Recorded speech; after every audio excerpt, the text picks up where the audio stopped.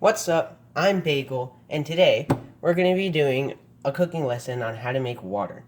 So, the reason we're doing a cooking lesson on how to make water is because I realize that not everyone knows how to make water, and water is needed in order for humans to survive. So, it's kind of important to know how to make water so you can, live, because you need to drink water at least once a year. And your mom's probably been making water for you, or your dad, maybe your siblings if you have any. But it's time for you to learn how to make water for yourself. So first things first, you need something to stir with and a frying pan with the stove. Make sure the stove works because it's really necessary. Okay, so make sure you add the ice into the pan before you turn the stove on, because you don't want to, burn your water. It might be crispy that way, and crispy water, everyone knows, is bad. So you get some ice, and you kind of just put it in the frying pan, maybe a little bit more. And before you turn your frying pan on, make sure you have some gloves, because you don't want to hurt yourself while cooking your water. Sorry. So yeah, make sure you have some gloves because you don't want to get hurt while you are making your water. Okay, so now it's safe to turn on your stove. Make sure you set it to a low setting, because if you have your stove on too high, then your water might burn. And like I said before, you don't want crispy water, because crispy water is pretty gross. So you just want to make sure that you're here and you're, stirring your ice every once in a while. Because if you don't continuously stir your ice, it won't turn into water properly. Okay? And if you're a really, really impatient person, you can turn the stove up just a little bit. Just make sure you don't turn it up too high, because that means your water is going to be crispy and burnt and gross. It might even be crusty too. I started to accidentally say that, but that is true. That's a possibility. It might be crusty. So just make sure you continuously stir and watch until your ice completely cooks into water.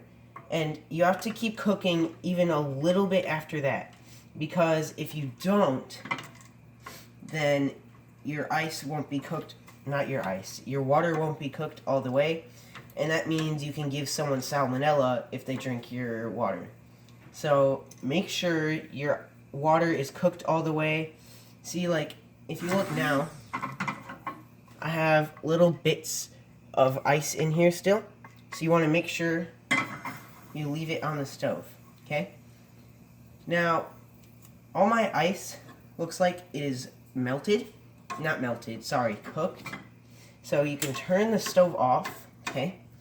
Put your stirring device down and take off your gloves, because the stove is off, so your gloves are unnecessary.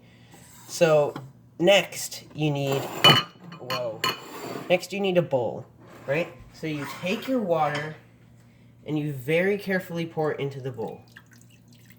Perfect. So then you can put your frying pan aside. And obviously, your water is going to be hot because you just made the water. So you take some more ice and you put it in the water, because ice is cold. And then you wait. You don't have to wait for the ice to melt all the way. Not melt, sorry. You don't have to wait for this ice to cook, because that's not the point of this ice. We're actually going to get rid of this ice in the near future. So just wait until you think it's cool enough. And you don't have to add more ice to cool it down. You can always just put it in like the fridge or the freezer. But it's always safer to just put more ice in. And then you end up with a little bit more water than you were in for in the first place. So you kind of just keep stirring it. Make sure that your water is cooling down.